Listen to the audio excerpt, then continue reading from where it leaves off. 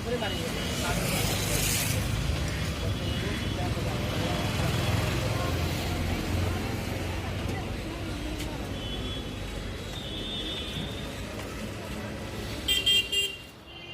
आप देख रहे हैं VSS न्यूज़। मैं हूं आपके साथ बिट्टू गिरी। हम अपने चैनल के माध्यम से लगातार जो है अभ्यर्थियों की आवाज़ जो है वो हमेशा बुलंद करते आ रहे हैं और दिखाते आए हैं। लेकिन एक ऐसे हम अभ्यर्थी की बात करेंगे। अभ्यर्थी इसलिए बोल रहे हैं क्योंकि वो पढ़ लिख कर चाय बेच रहे हैं और देख सकते हैं हमारे ठीक सामने उनका स्टॉल लगा है और दुकान का नाम देख सकते हैं किस तरह से वो बेरोजगार चाय बार लिखे हुए हैं। हम पहले पढ़ाते हैं आपको। विकलांग भाई बंधु को निःशुल्क दिया जाएगा। जो विकलांग रहेंगे, शिक्षकों को महीने में 1 दिन चाय निःशुल्क, सफाई कर्मियों को 1 दिन चाय निःशुल्क, आई कार्ड अनिवार्य, शादी एवं अपने खुशी के अवसर पर मुझे एक बार मौका दें।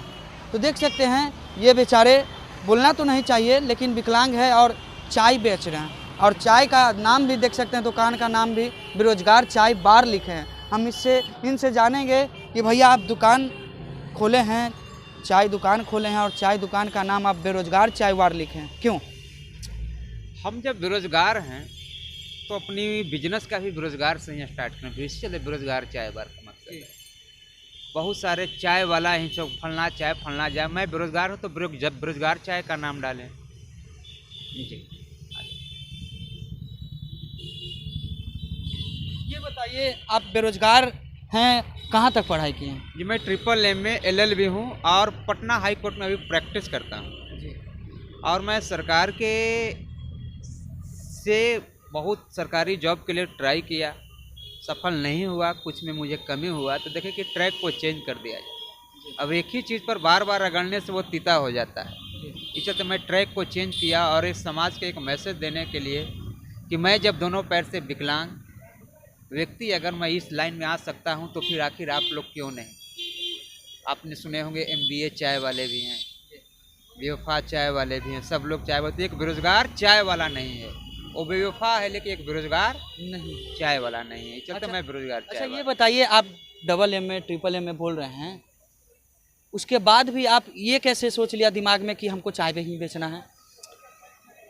इससे बड़ा कोई ऑप्शन नहीं था मेरे पास। एक छोटा पूंजी लगा के बड़ा सोच रखना, इससे बड़ा ऑप्शन नहीं था। अभी पटना यूनिवर्सिटी? जी हाँ, पटना विश्वविद्यालय, क्योंकि मैं यहाँ का प्रोडक्ट रहा हूँ। अच्छा, यहीं से पढ़े हैं? जी हाँ, मैं डबल M में यहीं से किया हूँ, लोक प्रशासन और पॉलिटिकल साइंस से, और LLB भी यहीं से मैं किया। अच्छा ये बताइए, आप पढ़ाई लिखाई किए हैं, वहाँ तक पढ़े हैं, क्या बनने का ये सपना था? मैं PCS के लिए तैयारी कर, मैं IAS से नीचे सोच में नहीं करता था जी। लेकिन इस दौर में आज मुझे ग्रुप D भी नहीं मिला जी। और मुझे दुख इस बात का नहीं है कि मुझे नहीं मिला, मुझे दुख इस बात का है कि अब क्या बेरोजगारी का फौज खड़ा हो गई। अब क्या इसको टीम बनाया जाएगा? क्या लगता है, सरकार आने से पहले 19 लाख रोजगार देने का वादा किया था और उसके बाद भी आप कह रहे हैं कि बेरोजगारी बढ़ती जा रही है और बेरोजगार जो है वो बढ़ते जा रहे हैं, तो क्या संदेश देना चाह रहे हैं? आप इससे बड़ा उदाहरण क्या देंगे कि जब दोनों पैर से विकलांग व्यक्ति यूनिवर्सिटी जहाँ से शिक्षा की महफिल जमती है, जी बिल्कुल, अच्छे विद्वान, अच्छे IAS ऑफिसर निकलते हैं और वहाँ पर आपके पास मैं दया के भीख मांग रहा हूँ कि मुझे अगर रोजगार मिल जाती तो हम लेके नहीं बैठते हैं। जी। और मुझे ये भी कहा गया कि पढ़ लिखने के क्या होता है। मैंने उनको ये दिखा दिया कि पढ़ लिखा व्यक्ति कभी जाहिल नहीं होता है। आज वो दिखा रहे हैं, मैं यहाँ लेके बैठ गया हूँ।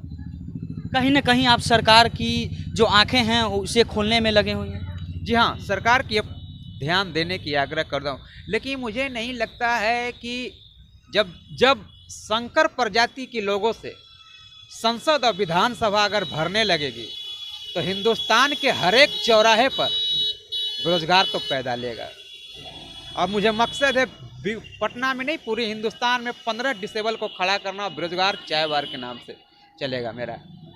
क्या लगता है, आप चाय बेच रहे हैं, बेरोजगार दुकान का भी नाम लिखे हुए हैं, क्या संदेश देना चाह रहे हैं? मैं तमाम लोगों को यही संदेश देता, कोई भी काम छोटा नहीं होता है, बस दिल से कीजिए। और धंधे से बड़ा ईमान नहीं होता है। हाँ, धंधे से बड़ा कोई ईमान नहीं। ये फिल्म का तो डायलॉग है। कर्तव्य कानून, मैं बोलता कर्तव्य कानून और देश, ये तीनों से मैंने समझौता नहीं करेंगे, क्योंकि मैं एडवोकेट हूँ।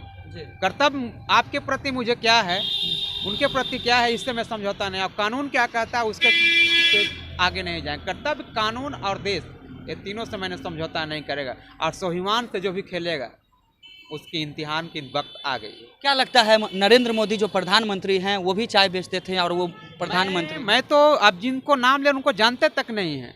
हाँ, इस देश के प्रधानमंत्री आप कह रहे हैं, हम तो जानते तक नहीं है उनको।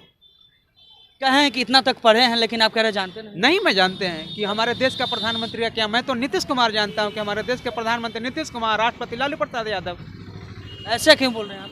अरे भाई जब यही पढ़वे किए हैं तो क्या कहेंगे। यही पढ़े हैं। तब तो अभी तक बेरोजगार हैं।